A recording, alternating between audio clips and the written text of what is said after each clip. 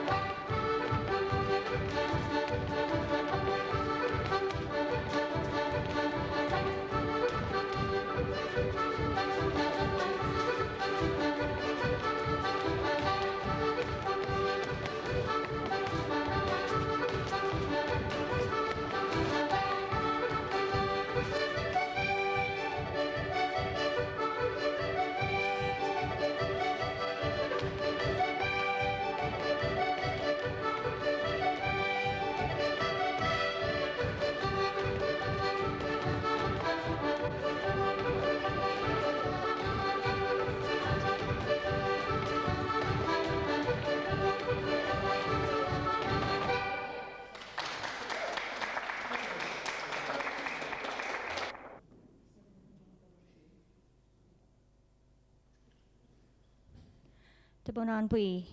And for those of you who may not know, just a slight introduction, the Bunan Bui is aboard the Yellow Bittern. And he died in the want of a drink because all the lakes were frozen.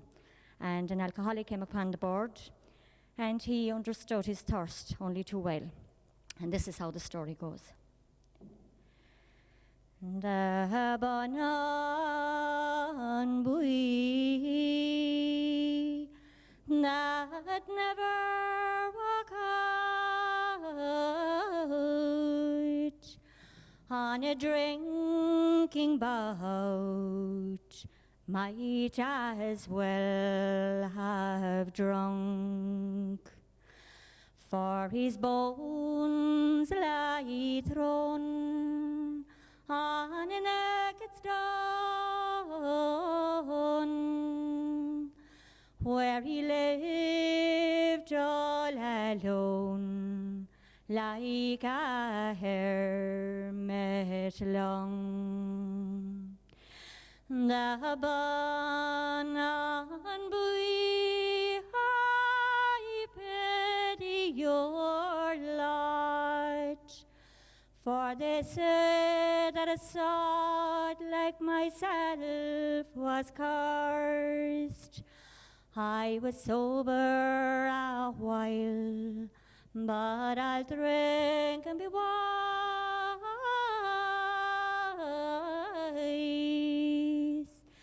in case I might die in the end of thirst.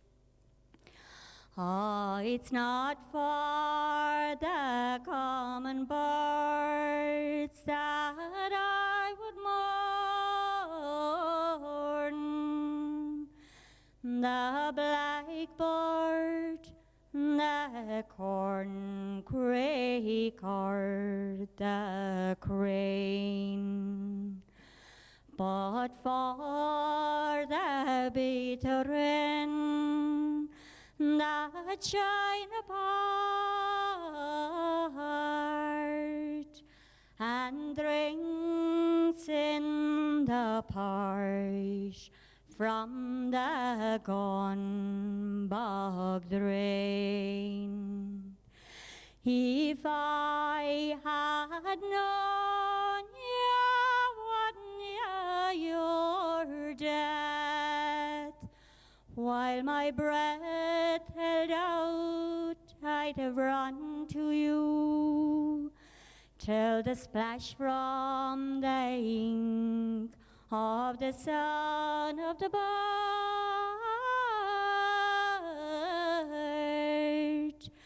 your soul would have stirred and wait anew. My darling, she told me to drink no more, or my life would be o'er in a very short while.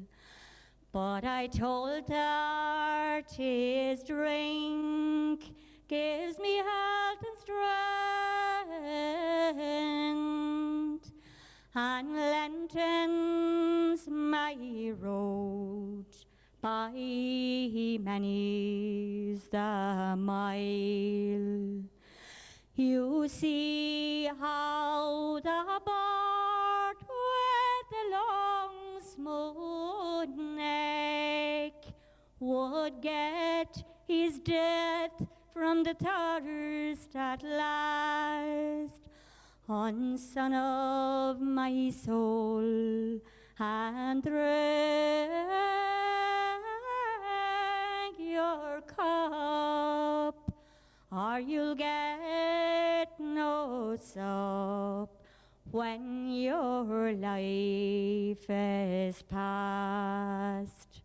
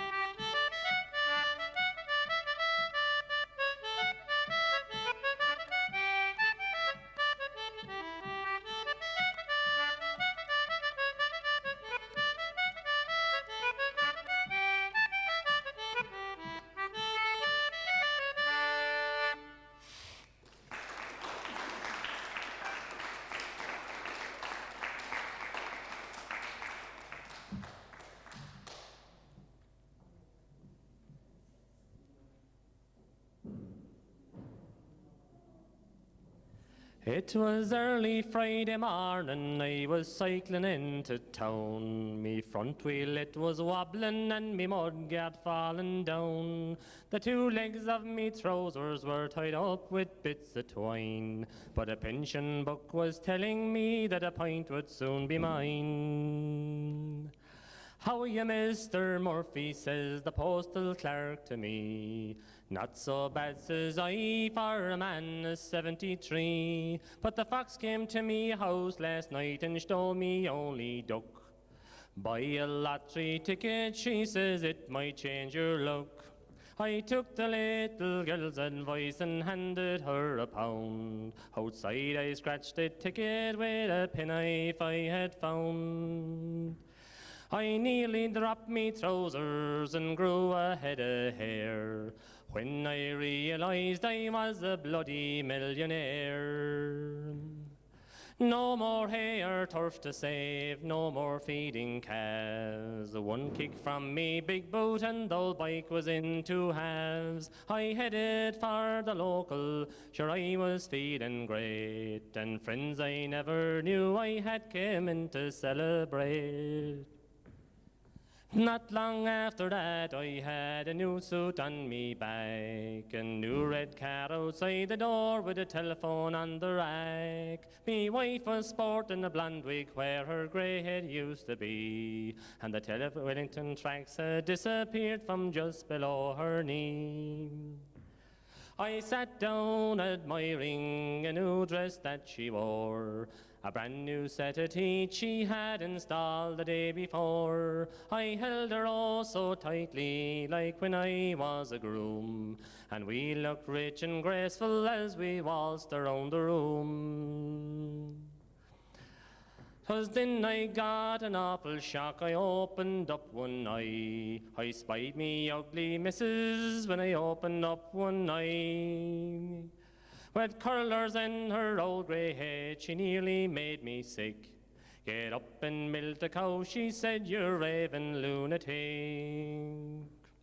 'Twas then I realized that it was only just a dream.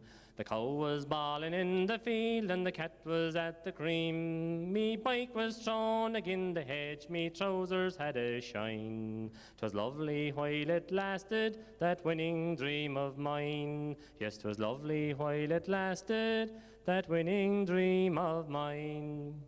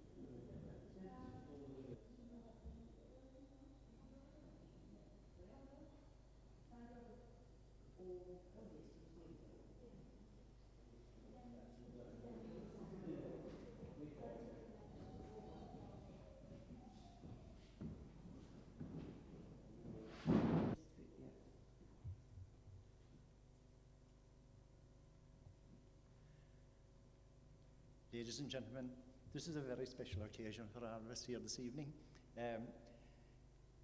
We're very, very rarely we have something of such importance to talk about here in our parish. Very recently, our set dancing group have distinguished themselves not at parish level, nation level, but at international level, having won their prize, having won an international competition in set dancing in Birmingham on what date? On the 28th. Before we go any further, I'd like to tell you that set dancing began here in Donoughamore about 10 years ago. It was introduced by the ICA ladies and taken up later then by the Macron firma. And soon they got people to come along and take an interest in it. It was very slow in the start, but then once it got going, we had a huge interest in it. And we would now say we have at least 100 to 150 fairly accomplished set dancers here in the parish. As it went along, some people emerged as being exceptionally good at it. And I'll say this, that Andy Barrett became one of the chief promoters of set dancing during all the years that we were at it. He promoted and persuaded and helped people to take an interest in it, and he is mainly responsible for the success that the set dancing group has had since they were organised here. To go along and to qualify to go to England and take part in that competition was no mean performance, but to come home with the trophy was something that very, very few expected, and I want to congratulate them on your behalf, on behalf of our parishioners, because as soon as the news went out that they had won, I'd say everyone in the parish were delighted, were proud of them, and were anxious to congratulate them and let them know how well they felt about it. I'd like to say that Ted Kelleher, who was part of the dance group, was the man that taught set dancing here in Donoughamore from the start. His efforts were rewarded by their success in that competition. And no doubt they were helped along the way by another man from Bellavorna, Jerry Kelleher, Jerry McCarthy, whose music, I'm sure, helped them to get to where they did in their competition. So, on your behalf, on behalf of our local set dancing group, I want to present to Andy, who is representing the successful group who are in England, with this piece of trophy that we have provided for them. So, Andy, I have great pleasure in presenting you with that.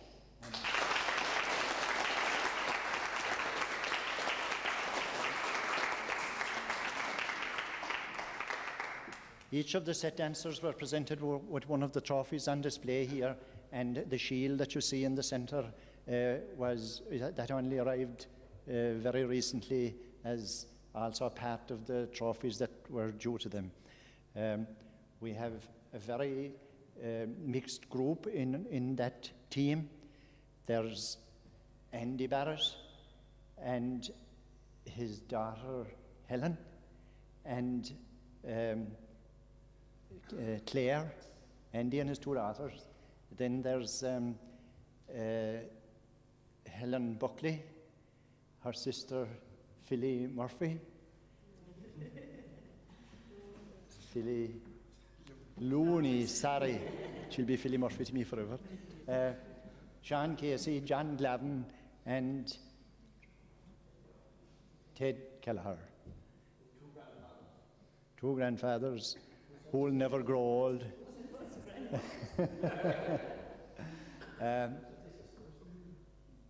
So, yeah, and I notice in our group here this evening that we have some very young potential dancers, and I've no doubt but that they'll follow on the tradition of the Barrett family. It is noticeable that there are more Barrett names in the group than any other, but then they have contributed a great deal to the dancing since it began. Congratulations to you all, and long may you continue in the good work. So.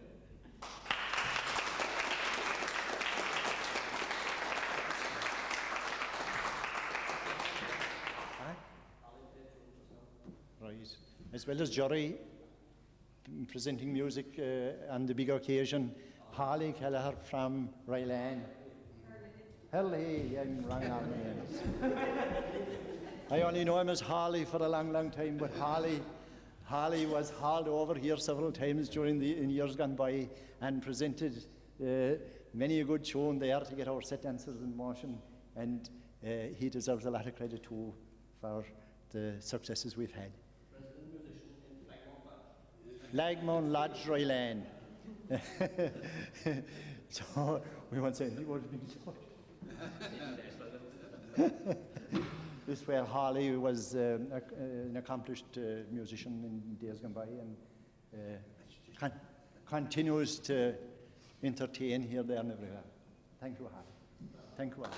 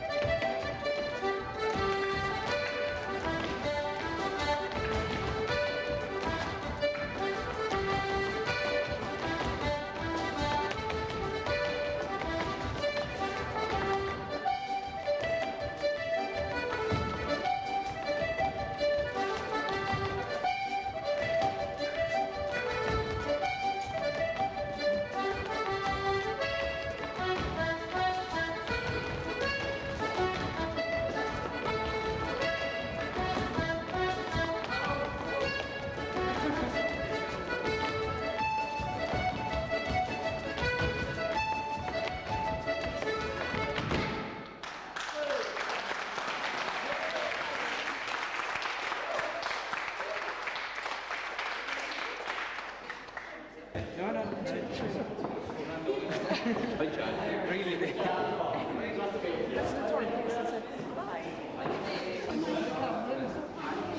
Hey, you look up as well now.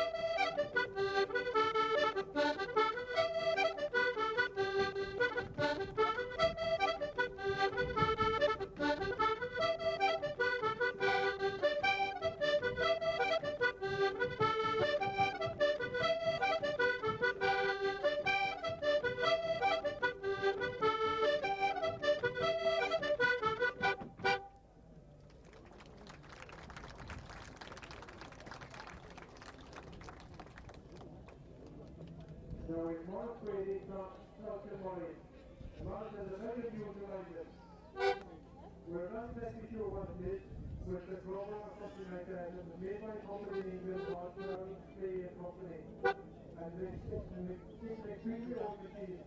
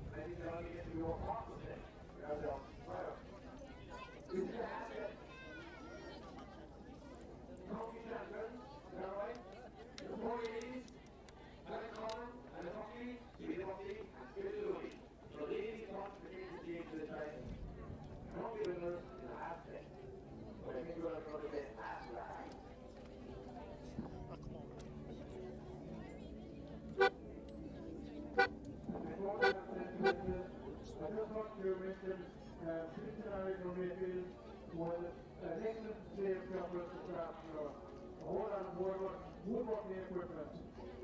Also the display of vintage cars, the cars are about to move off.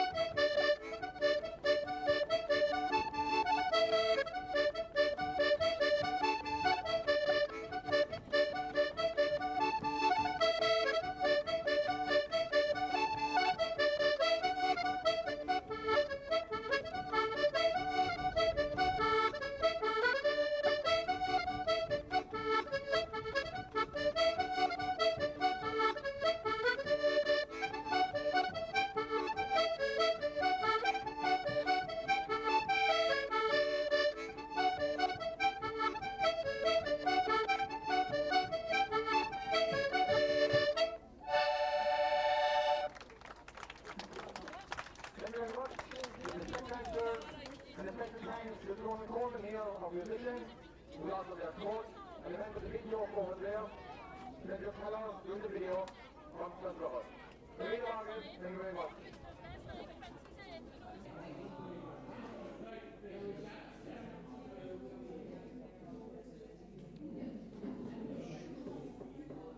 Tunis.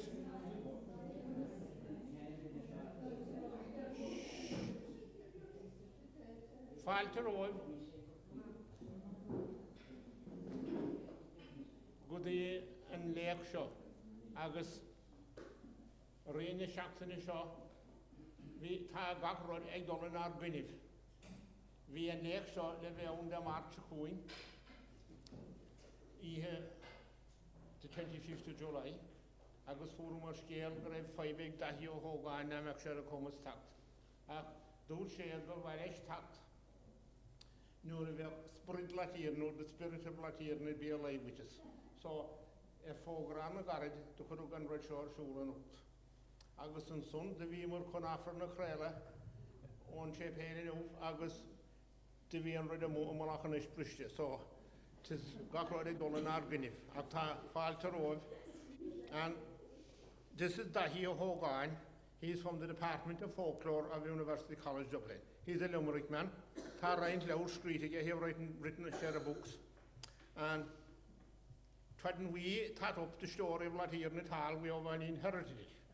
But we don't want to let it die. And a lot of people think that it is a very tall story, but maybe it is. But we, Dathaí ó Hogáin now will, what he'll do at least is when we tat up the story and he'll advise he not to let it die. So, Dathaí ó Hogáin.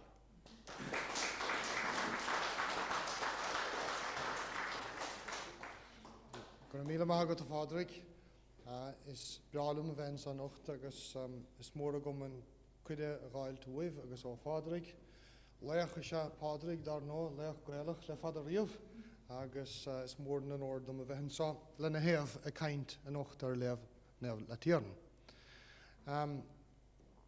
I suppose it's difficult to know where to start, and perhaps the easiest way to start would be to tell you something that you know very well already, to read a few versions of the story of Latír as has been collected by the Irish Folklore Commission in the past 100 years, and particularly versions from people of 2 generations ago or so, and how they told the story. And I'd like to draw your attention to, first of all, and we'd probably get a chance to come back to this later on, the differences, a slightly different versions told by people, the way in which different tellers can elaborate more on the story and so on. And indeed, there's one aspect of it, I think, which is a special elaboration of the people here in Cullen anyway, so we'll come around to that eventually. Now, Maura McNeill has published in her book, The Festival of Lunacy, some of the versions collected by the full-time folklore collectors here, and also synopses of the versions found in print from various sources over the past 100 years. As well as that, there are versions in the school's manuscripts collected in the 30s, which are here, which I photocopied and which Maura didn't use in her book. But there's nothing really crucially different in these. But therefore, I suppose it's better not to spend all the night telling the same story in about 12 different versions. We'll just take a few little examples. This, for example, was recorded by Joseph O'Donnell, Lord Mercy and Joseph from Donoughamore, in 1943, from Modern Lewing from Donoughamore. And this is a version of the story which a person from Donoughamore had heard, undoubtedly for some Cork person, and had confused the name of the saint, because the cult of Saint Gobnet is particularly marked, as you know, in 3 parts of Munster, in Ballyvourne, in Milltown up near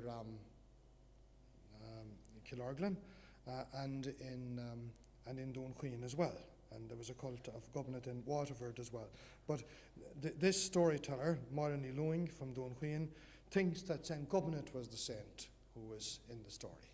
And obviously it's Latieran, but she just has picked up the name. The lady saying she knew best was Gubbanit, so she tells it of Gubbanit.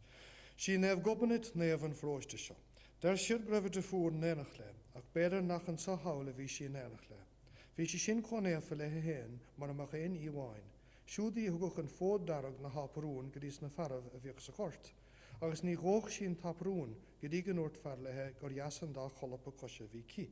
Deach si sis y colopui, agus fi'n paca diantici agus dimig yn spray tin a haprwn. Now, to get, let's say, more local and original versions of it, then we can look at a recording from Ned Buckley of Knocknagree, County Cork in 1943. There's an old tradition that when St. Latieran lived in Cullen, she was noted for her holiness and goodness, that she lived an austere life and was a very beautiful woman, that she used to attend at the local forge every morning for coals to kindle her fire, that she used to take those glowing coals away in her apron, and that they never used to burn it, no more than if they were cold sods of turf. One morning the smith, noticing the beauty of her bare feet, remarked jokingly something about her pretty feet. Jokingly. The saint, in pride because of his words, looked down at her feet, forgetting her usual humility, and at that the coals lit up her apron, and in a short time it was blazing and roaring in flames all over her, though the fire never touched or injured her body. The story goes that she cursed the smith and foretold that never again would a smith live in Cullen or anywhere so near it, that the sound of his anvil would be heard in the village, and that fire would never again redden iron in a forge there. And this curse of St. Latieran and the unfortunate people of Cullen is, of course, one of a type of many local, often humorous type stories about saints, like the people who stole St. Patrick's goat, for example, or the curse that St. Patrick put on Ardagh in County Limerick, that there'd be a dead starling, a dead body found there every morning. And his servant Pi deflected the curse and said, may that fall onto the starlings. So that there's a dead bird found there every morning ever since. So that there are many stories in a humorous vein like this. Especially people will tease each other, different parishes will tease each other about how they ill-treated a holy person, a saint, in the past. Now, I've heard in Irish from my old friend Donald Hogáin from Hichí, when I was here about 20 years ago. I remember Donald gave me the Irish words for the curse. She said, Anad a veg, fiara fós, nuishka ri, ni veg iran fur igulin te. As long as grass is growing or water runs, cold iron will never become hot in Cullen. So that apparently was the original Irish form of the curse. Now, a very early account from 1897, the pseudonym Dennis O'Leary, writing under a pseudonym Munanan MacLeod, gives the following.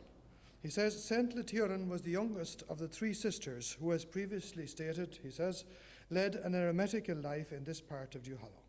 And such was the guilelessness of her nature that whenever she wanted the seed of the fire, that is, live or burning coals of turf used to ignite a fire, which she obtained at a neighbouring blacksmith's forge up the hill, she invariably brought it away down to her cell, near her holy well, in the skirt of her dress.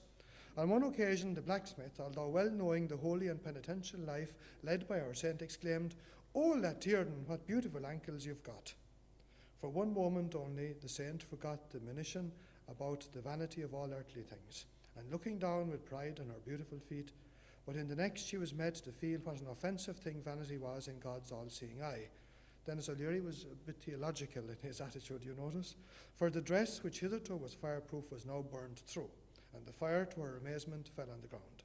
Thereupon she cursed that blacksmith's forge and its occupant as the cause of her sin, and expressed the wish that the sound of a blacksmith's hammer would never again be heard on an anvil in Cullen.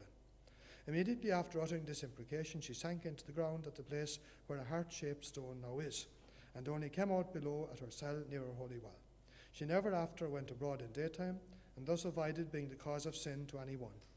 This subterranean method of return was performed as a penance for her one only sin. But never since, although several attempts were made to set up a forge there, has the sound of a blacksmith's hammer been heard at Cullen, and it never again will, in accordance with the wish of St. Lethiern. Now, Padraig brought me down there this evening, and he showed me the well, and he showed me where she sank into the earth, and everything like that. Perhaps there's just one other little account that I'll read before we begin to discuss it. This is on this day of all days. I suppose I shouldn't mention Kerry men, but well, since Cork were successful, that's all right. Well, Kerry women, anyway. We'll have a lot to say about women tonight. Mrs. Margaret Kern, Knockinahoon, Scartaglen, County Kerry.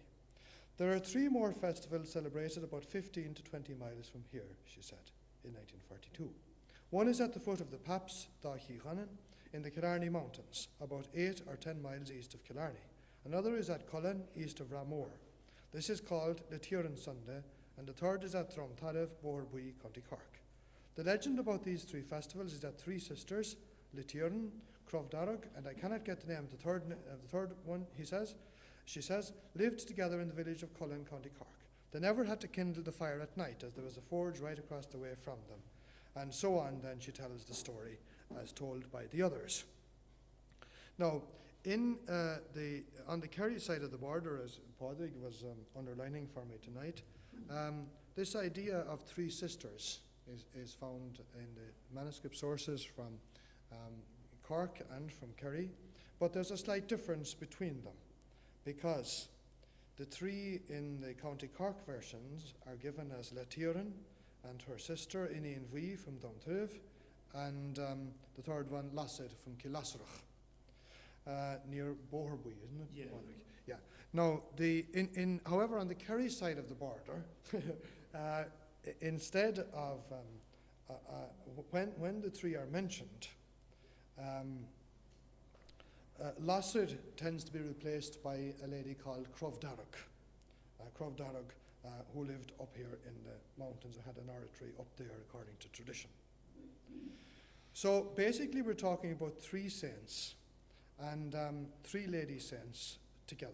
Now, Maura McNeill in her book, The Festival of Lunacy, has a fine discussion of this, and she says that it is quite likely that there would have been a church foundation here in Cullen in early times, and that out of this church foundation, perhaps an early Irish convent for nuns, or a group of nuns living in a cell there, from this might have grown the tradition of Lethiern, as similarly the tradition of Lassid in Killasrach and that of Inian Vui.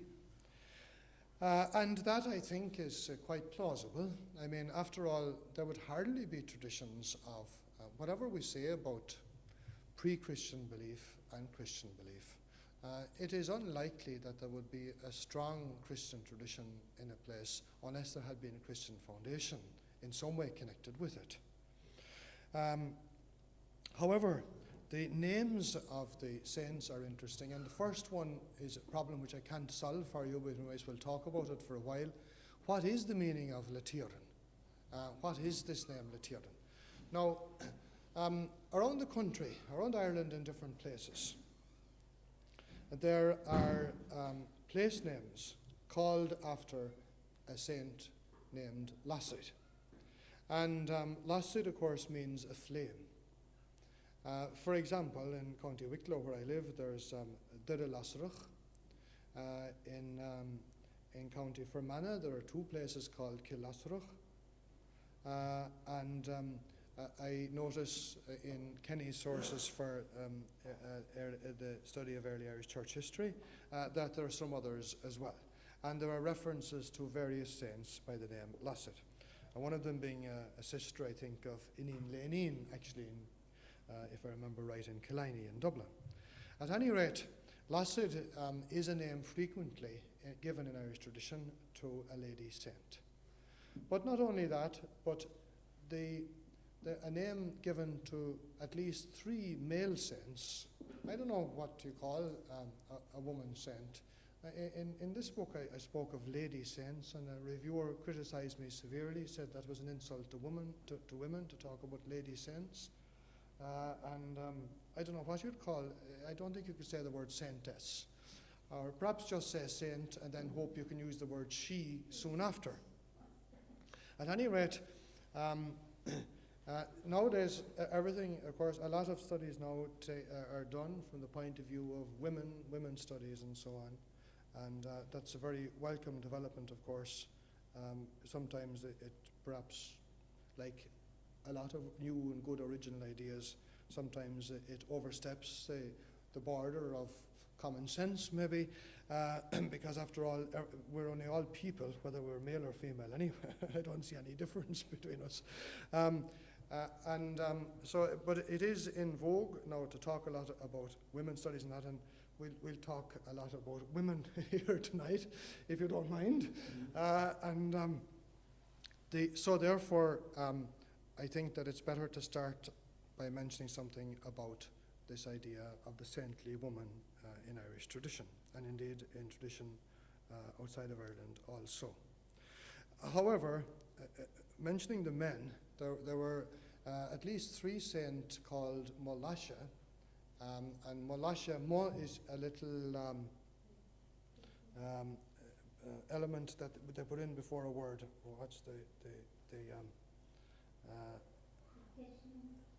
yeah, it's a prefix, a little prefix, sorry, Réamir in Irish, a little prefix that you put in before a word, which indicates that the saint, the particular person being referred to, is beloved, as in Mo or Do, as in Michalog, as in Kilmichalog in County Limerick, for example, or as in, for example, Kildalua, you see, and so on, Mo or Do.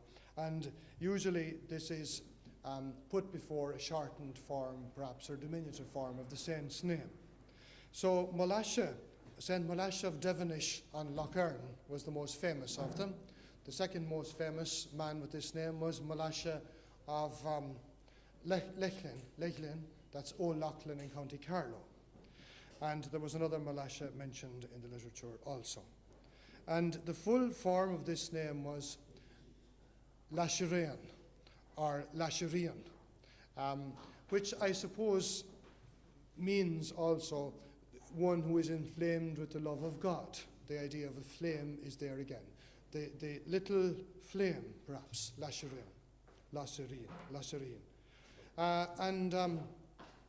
In trying to work out Letieran's name, I was struck immediately by the correspondence of that name to the female name Lasser and to the male saint's name Lasherean.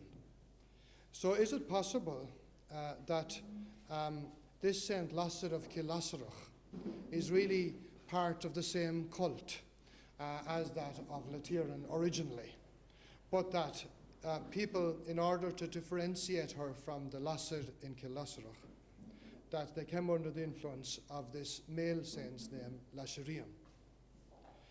There is one other theory that I've heard suggested, and it goes as follows. You see, in T.F. O'Rahilly, the scholar of Irish mythology, in his book Early Irish History and Mythology in 1946, he put forward a theory which seems to have a lot of sense in it, that some of the early tribal names, most of the early tribal names, in fact, mentioned in Irish literature,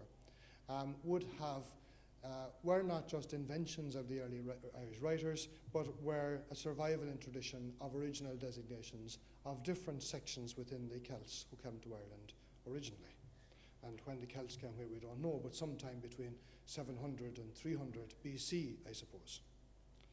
And he thought then, you see, that the Éireann, of whom many septs around the country, the Ullid, for example, the people of the Red Branch cycle in the north, and especially in Munster, and especially in present-day County Cork, a lot of the old septs were called Éireann. O'Rahilly differentiated between these and between Cruithan, which is apparently a variant of the word Prytaini, which were the original Celts of Britain. And the Cruithan were at least called by this name. They may have had some connection or some surviving connection. I suppose all the Celts came to Ireland through Britain anyway, originally, but there may have been some surviving connections with Britain with the Cruithan. And then he spoke of the Gael, which he regarded as the leading septs like the Onacht of Cashel, for example, the O'Sullivans and McCarthy's and people like that, and the O'Neills, of course, in the Midlands. And then he spoke of the Firbulloch, the Belagai, whom he identified with the Éireann. And he regarded the Laghin, the Leinig, the Leinstermen, as being another group of Celts. So he said there were at least 4 different groups of early Celts in Ireland. I don't know how reliable this theory is, but it's a very interesting one, and it does convince me to a large extent anyway.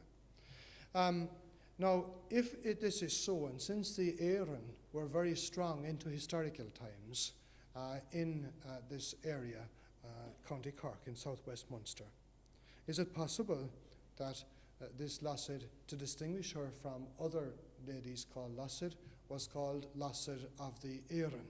You see, Lassid Éireann, which of course in the S and R following each other would easily in folk speech be replaced by a T, so that Lassid Éireann would become Latiran, you see, if her name means Lassid of the Éireann people. Of course, folk tradition goes against this slightly, because there are some accounts collected which say that Latiran and her 2 sisters came from Britain and set up a foundation here.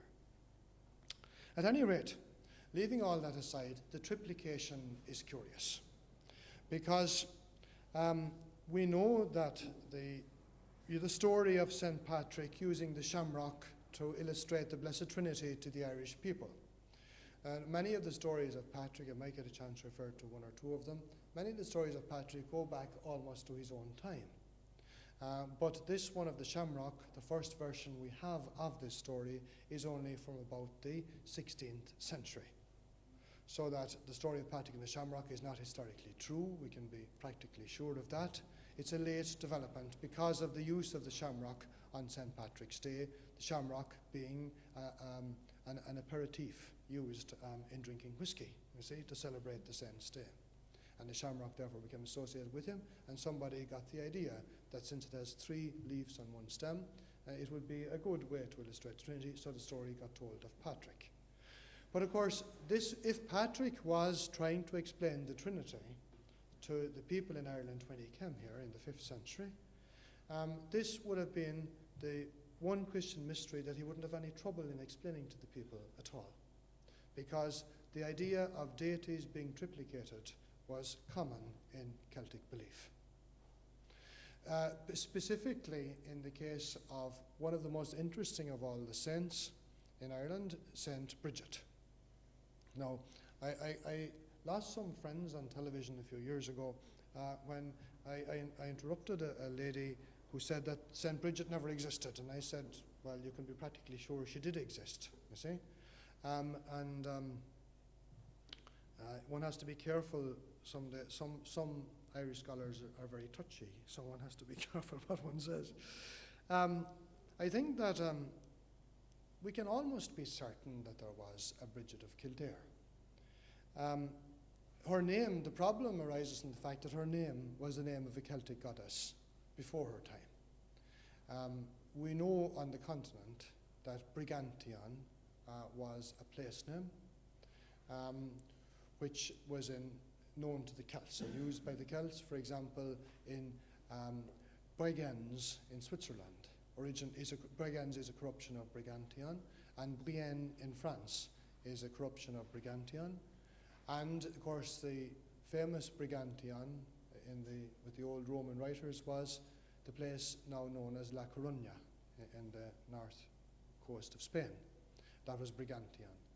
And furthermore, in Britain, the Briganti or Briganti were mentioned as a sept of Celts.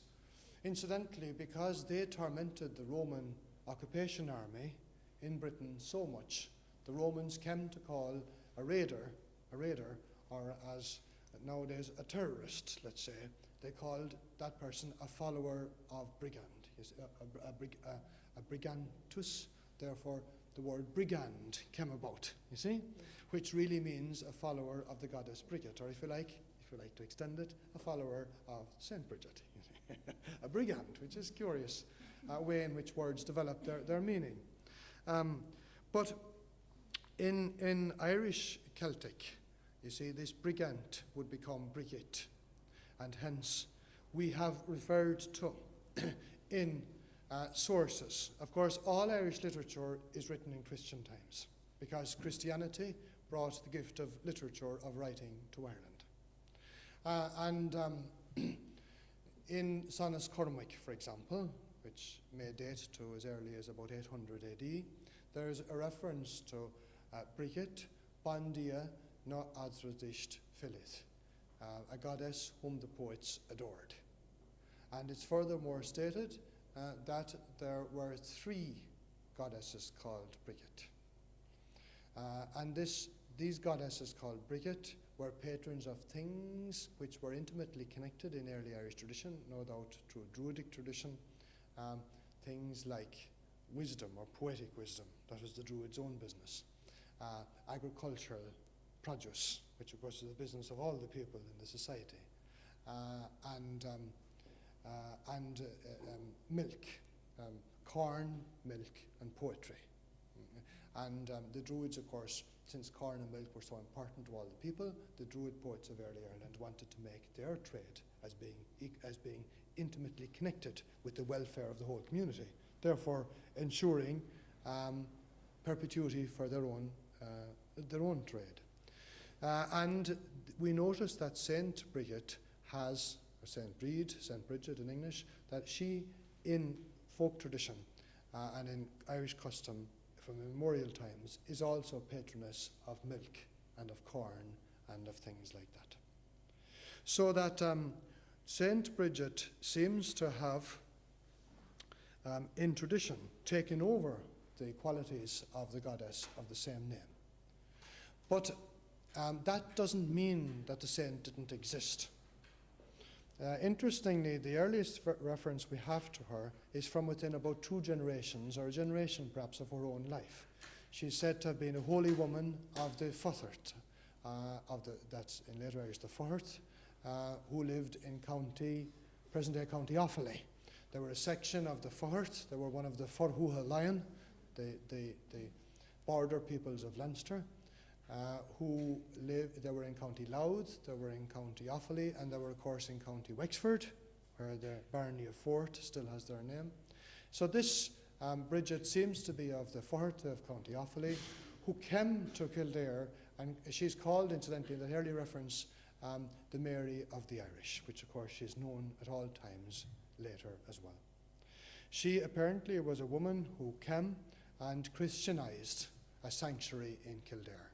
And whatever her own personal name was, she got the title of the head lady at the sanctuary, Bridget, the highest one, she who peaks above the rest. Something that peaks or juts out, as in Bray head, for example. Juts Bra, or as in Brahman in Hindu, and in several other examples, which I can think of some, but I can't think of others. It means she who is highest, the highest one, which would have been the name of the goddess. Now, incidentally, this goddess name then, meaning the highest, Briganti, would perhaps be just an epithetical name for a more basic goddess, just as Oine, for example, the bright one. Groine, the ugly one. I hope there's nobody here called Groine, because the goddess was alternately ugly and beautiful. And Bridget, the highest one, are probably originally, way back in Celtic times, were just descriptive appellatives for the land goddess. And as far as I can make out, the oldest of all land goddesses in European tradition is whom we have in Ireland as Danu. And Danu, whose name actually is probably Indo-European, pre-Celtic, because there's a Hindu goddess called Danu as well.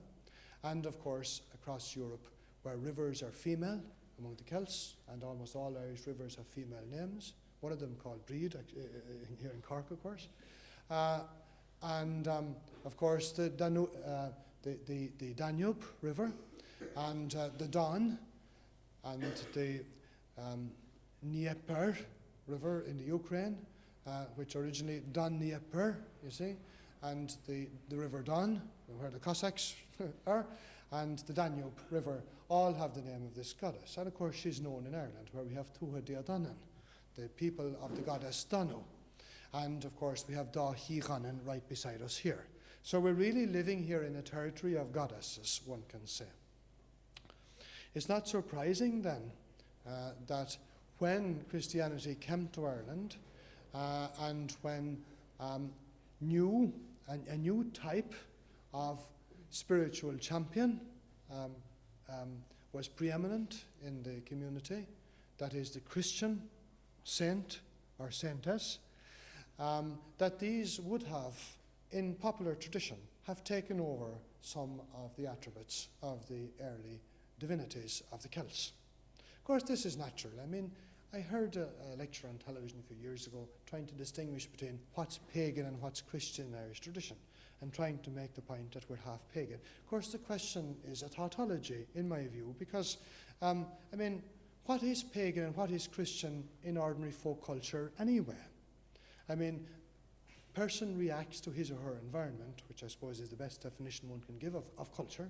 It's a pity that those who plan culture in the country don't bear that in mind, that culture isn't just concerned with a few names appearing in the newspapers, but it concerns the whole 4.5 million people in Ireland. And cultural planning should be done for everybody to make everybody's environment more happy and more fulfilling to each individual. And culture being that, of course, human reactions to the environment are the same. Now, this is not at the level of theology, because in theological senses, I'm not a theologian. Theologians can make distinctions between different religions and the way some religions are more developed in this way and in the other way and so on. But in ordinary human culture, people tend to look for reassurance from the same type of saint figures, whether these be, in inverted commas, pagan, that is pre-Christian, or Christian. So that the idea of a mother sympathy, a mother goddess, if you like, a lady saint to whom one can have recourse, just as we do to the Virgin Mary, for example. And it's interesting that St. Bridget, the most famous of Our Lady saints, is patterned in tradition on the Virgin Mary. That is, we have a feeling that one can more easily, when troubled, seek advice and assistance from a woman than from a man, because men are supposed to be rough, you see, and women are gentle and better to look after children, which no doubt women are. I might be killed for saying that, but I think it's a biological fact that women do have a better gift of look at. They are better, they are much more able than we are in so many ways, than men are in so many ways. Therefore, to look to a female saint would be the same human reaction as they would earlier have looked to a pre-Christian goddess, you see. So this question of whether, for example, one believes that holy water has a magical protective effect, you see. There's an interesting one, because, I mean, a person mightn't be Christian at all. He might believe that water has an extended metaphoric effect. But since water is so basic to us in life, it's understandable that people would think that water had a spiritual effect on us as well. And that is found in the Christian tradition. The holy wells is another one. I mean, the holy wells, are they pagan, are they Christian? It's an awkward question, because we know that the Celtic deities lived in water, in certain aspects of them were associated with water, and islands out on the sea and so on. And wells, water coming from the centre of the earth, you see, where the sun goes down at night, where the sun god goes down at night under the earth, and therefore water, especially thermal springs, hot water coming from underneath the earth, and the Celts were very fond of thermal springs on the continent, that this would be seen to come from the sun deity, or the goddess of the soil. So that wells would have been in use in pre-Christian times. But of course, then again, from a Christian's perspective, if you were a Christian missionary in early Ireland, one of the first things you do, once you're a person convinced of a few basic facts, was you'd baptize him or her. Isn't that right? So you'd need water, wouldn't you? So you go to a well to get water. And in this way, you can see that the same type of environmental conditioning of people works and people have the same ways of rendering their existence tolerable. So the question of whether something is Christian or pagan is, I would say, an unnecessary question. Often, I suppose, people put forward this argument because they think that they can, in some way, sort of release people from the hold which Christianity has on their mind. You see, there's a little bit of proselytism, anti-Christian proselytism in all this talk about paganism and Christianity. And I'm not in sympathy with that sort of neo-paganism at all, you know.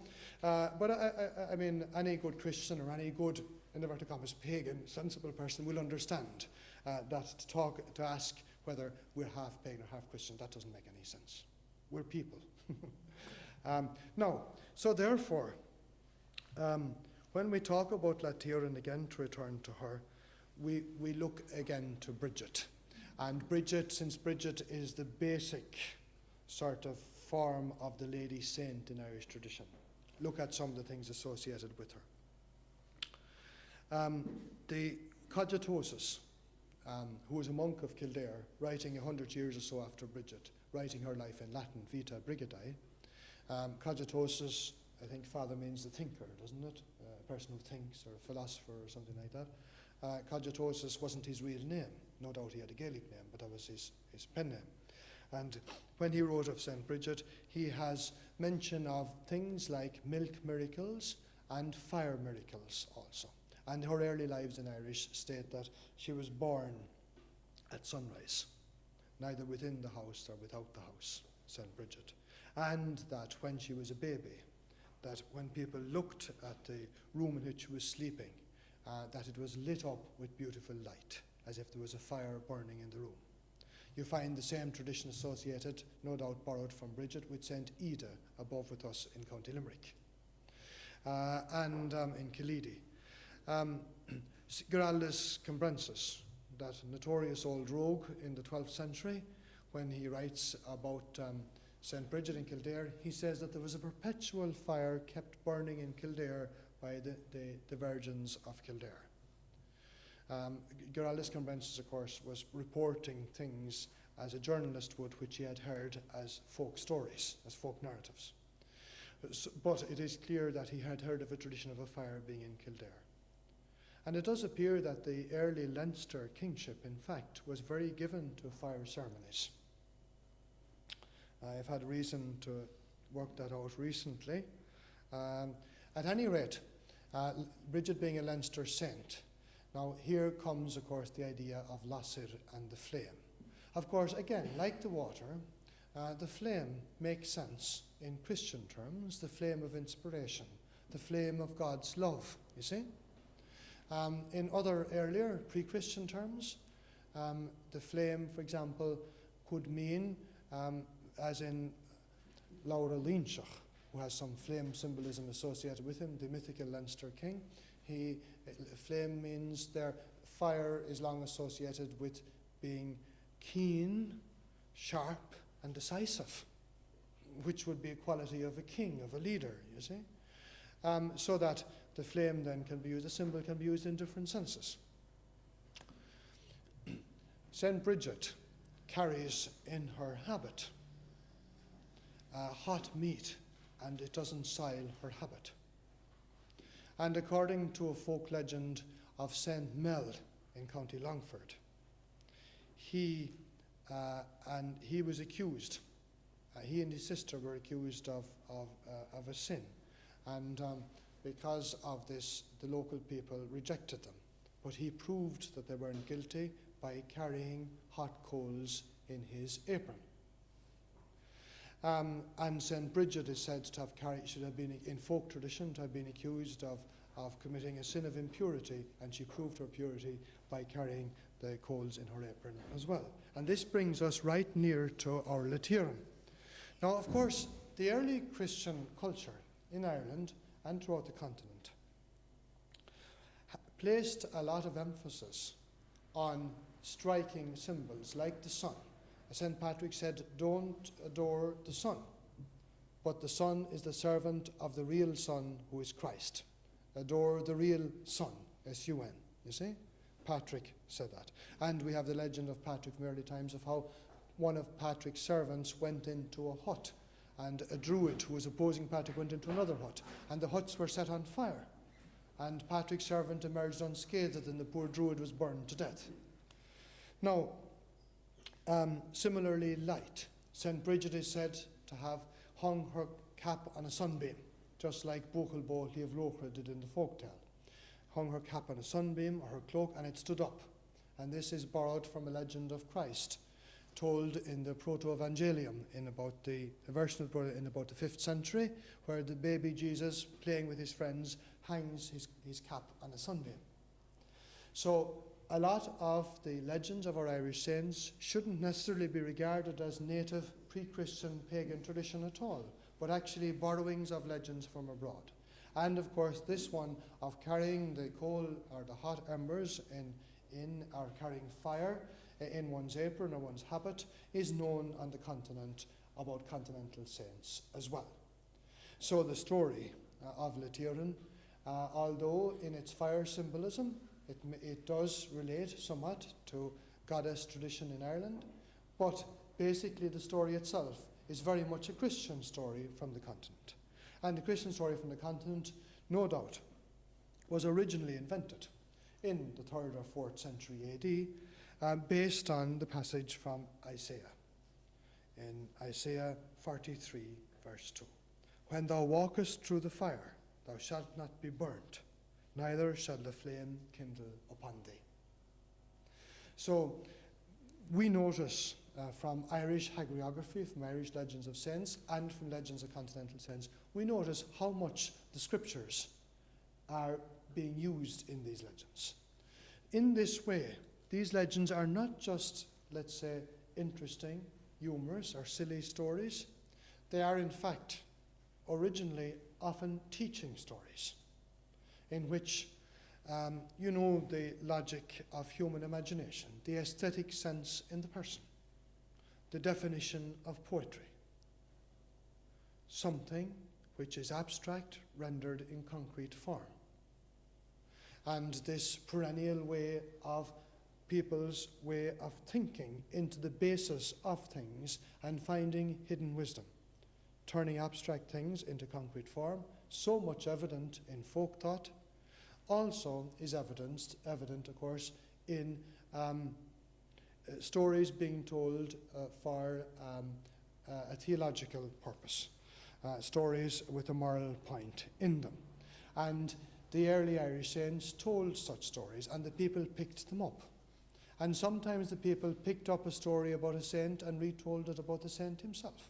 The most famous example of that, of course, is the story the fact that St. Cullen, according to the Altus Praesator, which is a long Latin poem which scholars believe was composed by Cullen liked to stress the apocalypse in his sermons. You see, the apocalypse was a way, remember the Redemptorist missioners, they used to frighten the heart out of us with the apocalypse. And how the goats would be divided from the sheep and so on, and how the great dragon would be released on the last day, and he'd have one last fling and then be put into the lake of fire. And Cullen, we are told, liked to talk about Draco horribilis deterrimus, the horrible, repulsive dragon. Because of Cullen talking about this dragon in the apocalypse, who would be put into a lake of fire at the end of the world, of course, people liked the story. Lo and behold, within 100 years of his death, in the first biography of him, we have the story told of how he was crossing a lake and how a great monster came up out of the Lake of Ness in Scotland. And St. Cullen put the monster back into the lake.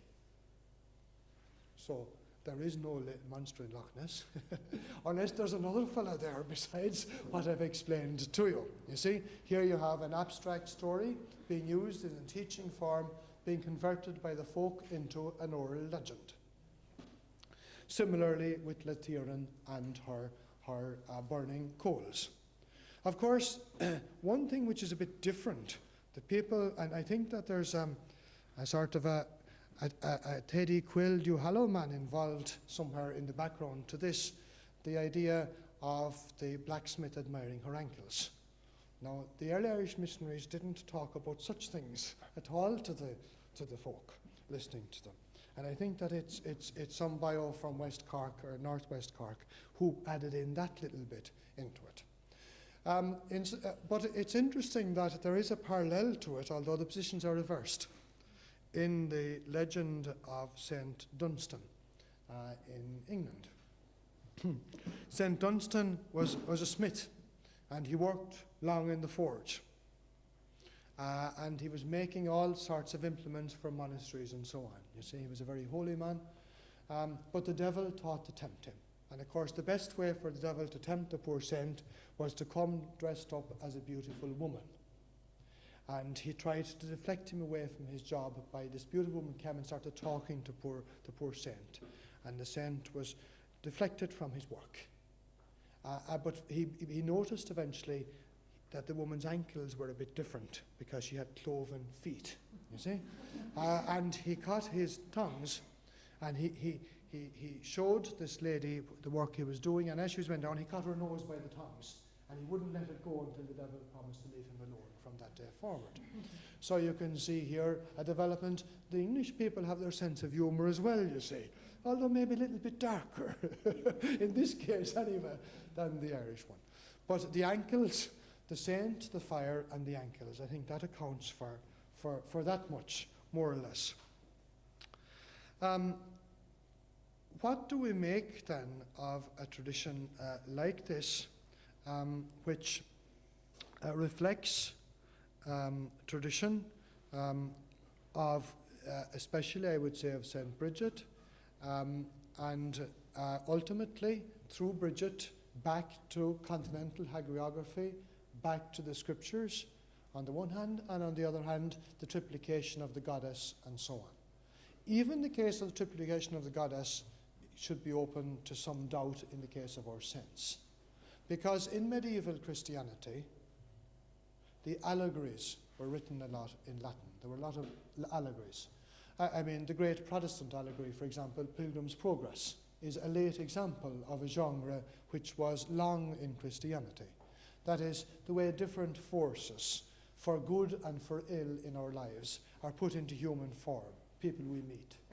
And a fallout of this allegory in medieval Ireland was a tradition, for example, in Donegal, of 3 lady saints at a well.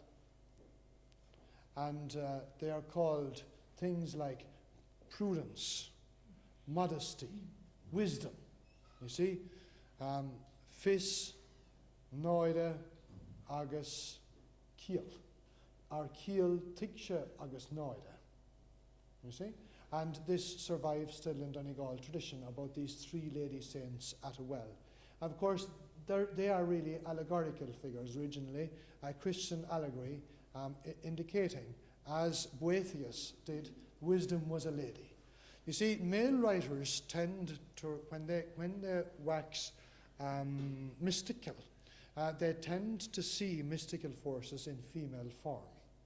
Now, no doubt there are certain psychoanalytical reasons for that. In Irish tradition, for example, poets are usually inspired by a beautiful fairy lady, you see? And this goes throughout the whole world. It only underlines the fact that men were the main practitioners, that there was an imbalance in favour of men, if you like to go back to what I was saying earlier, that they see these pedestalized figures as being female, these abstract things like wisdom, modesty, understanding, you see? But in medieval Irish Christianity, there was this tendency to preach in terms of the virtues being beautiful ladies. And this would be a Christian rationale for the 3 lady saints here as well. So that nothing is quite so simple, as I said earlier. Nothing is just pagan and nothing is just Christian. Everything is part of human culture. I would suggest myself that my own theory, for what it's worth, my own guesswork, and I hope that Padraig would be satisfied with this, is that originally much of the Irish convent tradition, let's say, in the 6th and 7th centuries was influenced by the tradition of the great St. Bridget. That there probably was a convent, in early medieval convent here, and that as a result of it, the idea of holy ladies and a holy saint lady became prevalent there. And it may have been, of course, and it is, we do know that the name Lasset, although originally it means the flame of Christian inspiration, that Lasset may have been a by-name for Bridget, for St. Bridget originally. Lasset might just have been another name for Bridget originally, in fact, and that's how it spread. But of course, ladies were actually called Lasset. You see, just because, for example, there was a St. Bridget, it doesn't mean to say that every Bridget that we encounter in Irish tradition is just an alter ego of St. Bridget. No, because of course they became popular names. So why should it not be that there was a holy lady here associated with the monastic foundation here who was actually called Lasserine, for example, or Lassererin, which might be corrupted into Latirin. And at any rate, the really important thing, whatever the historical reality, which we can never be absolutely certain of, we never will be until we pass over into the next life and look around in heaven, is there a Latirin there or not? That's if we get in there. Padraig will get in anyway. But no better man. Otherwise, the important thing is that here we have surviving, I would say, perhaps the strongest tradition in all Ireland of a local lady saint who is honoured at a holy well. And the preservation of that tradition surely is of great importance, not just to Irish religion, but to Irish culture in general. I'm not aware of any other holy well which in our own time has the great devotion attached to it. Apart, the Gobinet well, of course, also has. But I think there's something special, perhaps, about Latirin. And therefore, let's say there was a Latirin. Why not say it anyway? There is a strong likelihood that there was a lady called Lasset here. Or even if she wasn't called Lasset, the people have called her Lasset posthumously. The people have called her Latirin anyway. And Latirin, our own lady saint here in Duhallow, long may she live, and long may you be proud of her. Gurmila Margaret.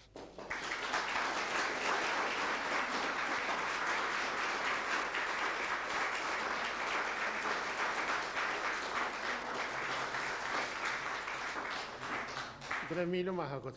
Now, if you want in Keshkura, there's a story told about the School of Celtic Studies and the School of Advanced Studies, and I'm not sure. And I have the names of the big men in the class, but they proved there was no gather but two St. Patrick's. But will you be satisfied anyhow that we can still be talking about Latirin? And it won't be our fault if the story will die. So any question over was supposed to have any Hichí after this. And I just want to say, didn't we do the right thing to bring him tonight instead of bringing him in another night that we wouldn't have nothing? We have the spirit of Latirin tonight, and I think he has helped it a lot.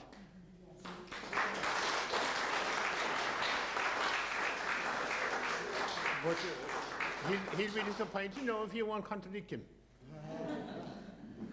Any question at all? Don't be waiting all night now. Excuse me, please. It is not so much a question, but I get a paper there every week on the Irish family. Now you've seen it or not. But every week there's a paragraph about the saints of Ireland for that week. And there's no mention of Latirin in it for this week. But for today, there's a mention of St. Lasser of Lastra, Virgin of Kilastra, Kilmeen, County Cork. That's the one you mentioned there. It is between Hogáin and Market. And there's really no sign of anything there now. Even the well has gone dry. But whoever compiled this list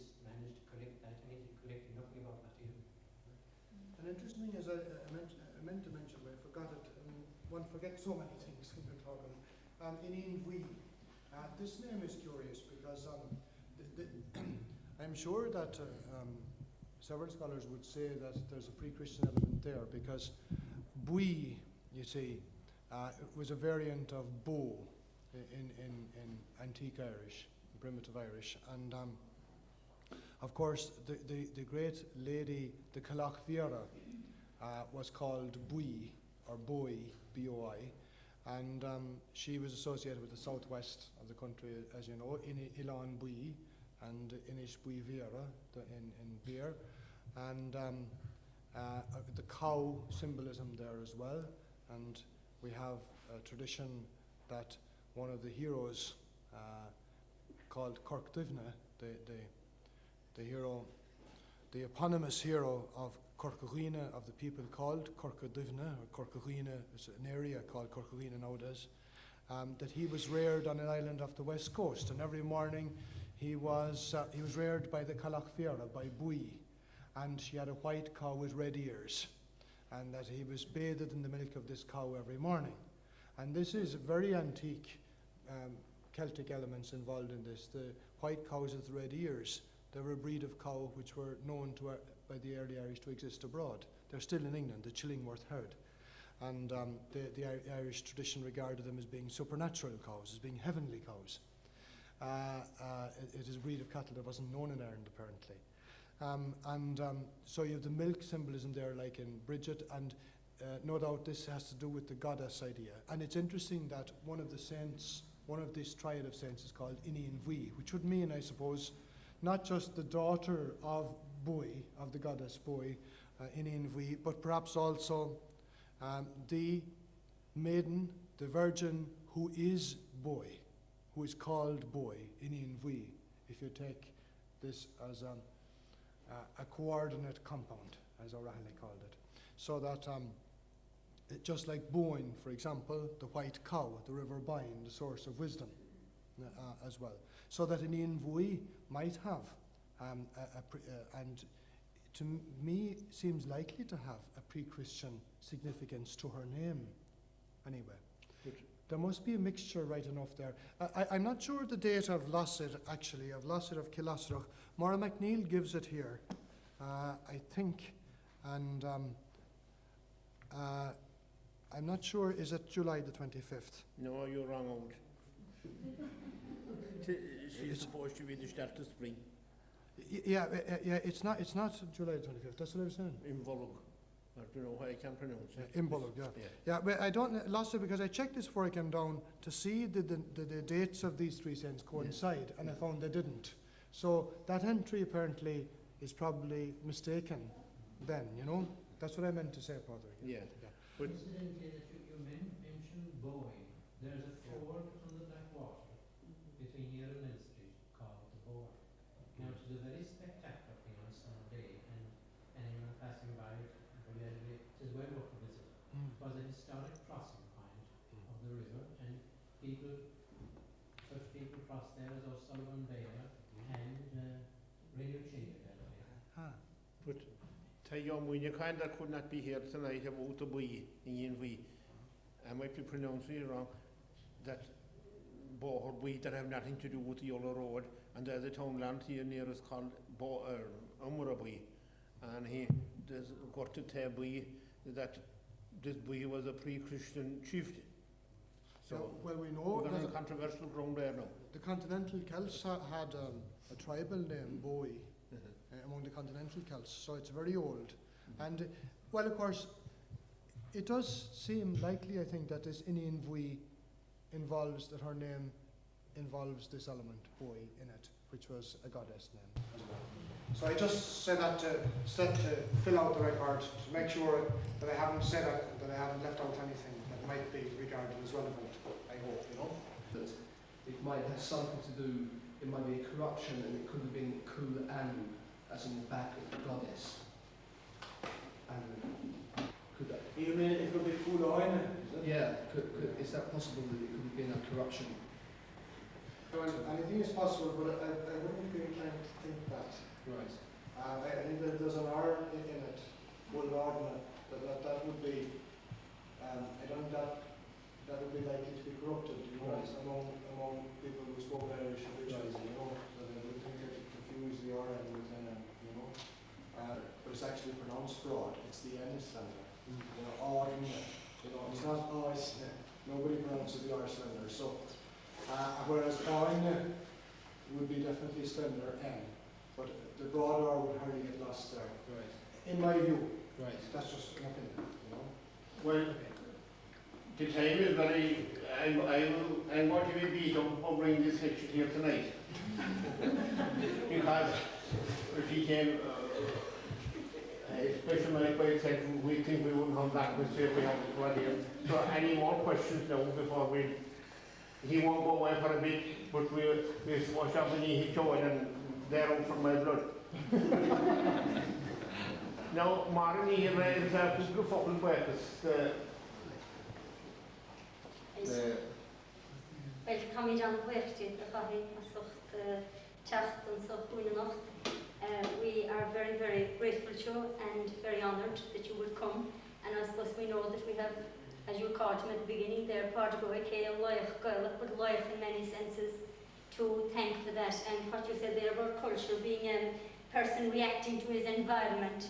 Well, Padraig certainly has done that for us to the extent that he can bring the likes of Dathaí or Hogáin and so at the drop of a hat.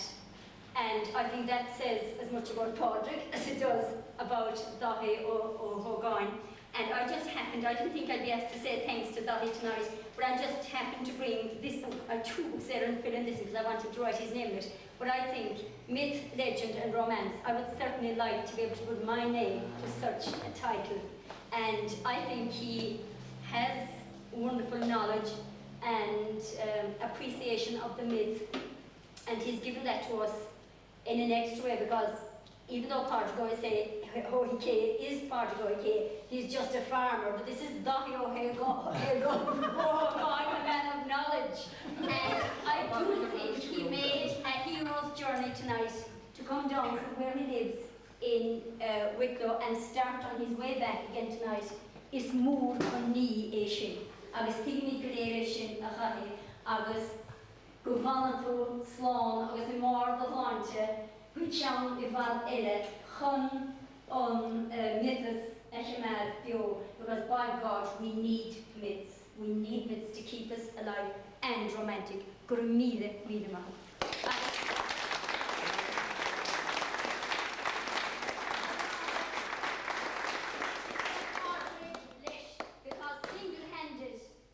Now, I know it is fashionable now to think of the myth, but Padraig thought highly of the myth when it was not fashionable. Gur míle maith agam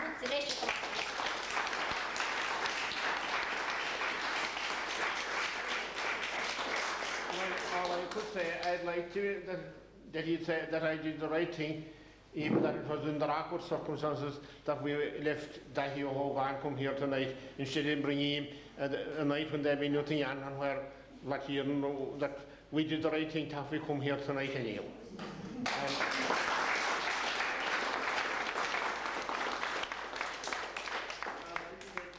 We'd have up the story of what here, but we don't want to be the crowd that are left today, so Graham Mahagul.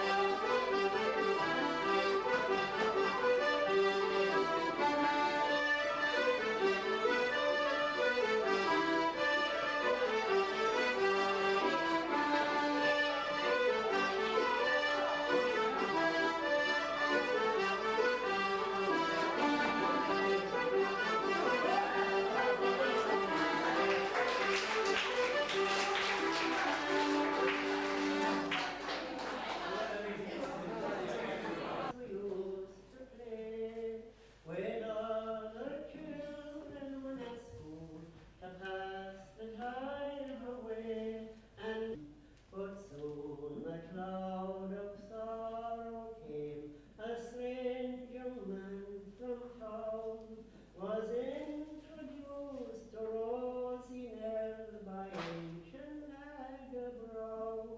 She stayed away from school each day. The truth to me was plain, that she was with that silly chap and swinging in the lane.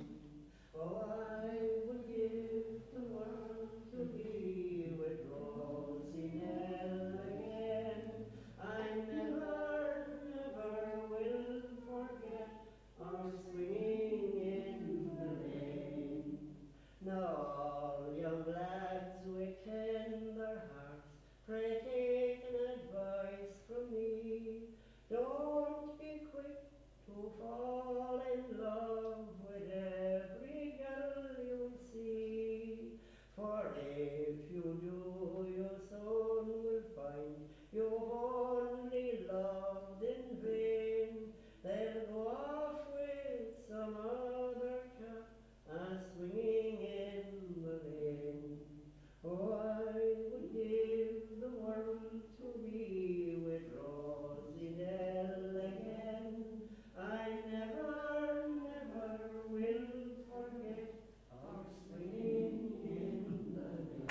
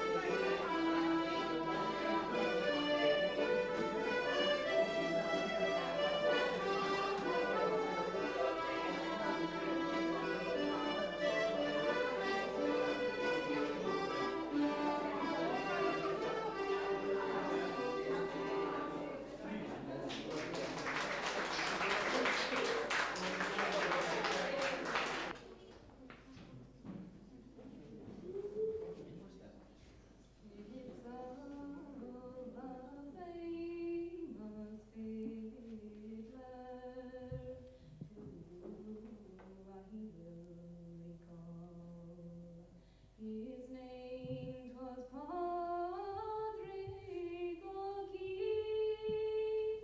the greatest of them all.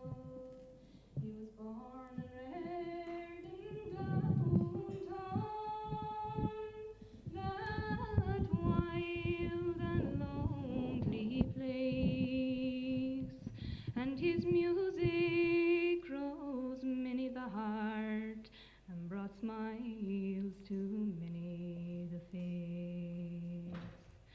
In his early years our Padraig taught at his own native school, and like many another lad before, he was not bound by rule, but his love of music sent him far, and to this he did give in, and he became a master of his own dear love violin. 'Twas many the cold and winter's night, Hichí set out for home, after playing for friends from near and far, and many across the foam, from Scatterglind, from Castlemaine to Scartaglen, Castle Island to Brosna town. There wasn't a soul who had not heard this fiddler of renown. And then in 63 it was the year O'Keefe he passed away. But we are glad and happy that his music lives today. For when we hear his pupils now, though one or two are gone, we know that we are listening to this roving fiddler man.